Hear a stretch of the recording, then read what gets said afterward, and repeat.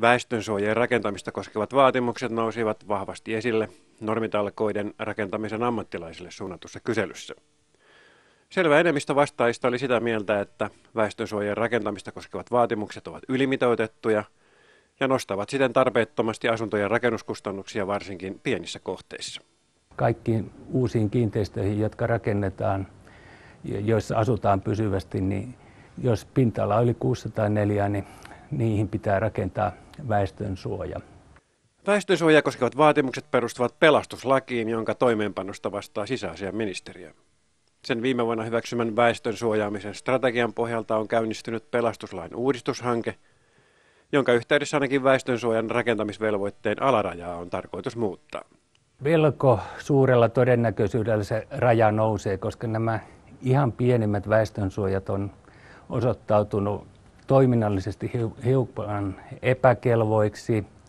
Ne on niin pieniä, että niille ei hirvittävän paljon löydy tämmöistä normaaliolojen käyttöä, ja toisaalta niiden aiheuttamat rakennuskustannusten nousut on sitä luokkaa, että sitä ei voida pitää kohtuullisena sille rakennuttajalle. Väestön suojaamisen strategiassa kiinnitetään huomiota myös väestönsuojaa koskevan päätöksentekojärjestelmän uudistamistarpeeseen. Nykymuotoisesta jäykästä, keskushallintojohtoisesta suojelukohteiden määräämisestä on tarkoitus luopua. Todennäköisesti tästä tulee sellainen kaksiportainen järjestelmä, että paikallisesti päätetään tietyt asiat ja sitten ne asiat, jotka vaativat tämmöistä valtakunnallista tietoutta ja harkintaa, niin ne tulee keskushallintotasolle, mutta mitään säädöksiä ei ole vielä luonnosteltu tältä osin. Pohdittavana on myös normitalkoissa esille noussut ajatus panostamisesta suuriin alueellisiin väestönsuojiin.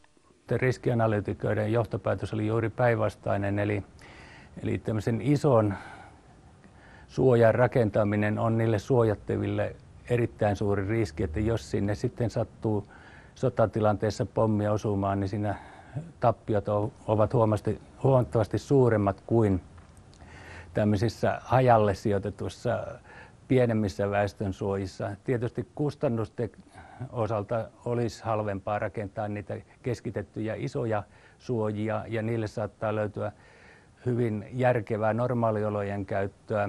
Jos näitä käytetään normaalioloissa, niin olisi kaikkein järkevintä, että se on lähellä sitä normaalia asuntoa, jos ollaan niin kuin työajan ulkopuolella, tai sitten työpaikalla, suoraan työpaikan alla, että siirtymisajat olisi mahdollisimman lyhyitä. Ja tämä on erittäin visainen ongelma ratkaistuvaksi. Tässä lainsäädäntötyössä joudutaan pohtimaan, että mikä on semmoinen optimi koko näille suojille suojaamisen kannalta ja kustannusten kannalta, ja toiseksi myös sitä, että miten niitä käytetään.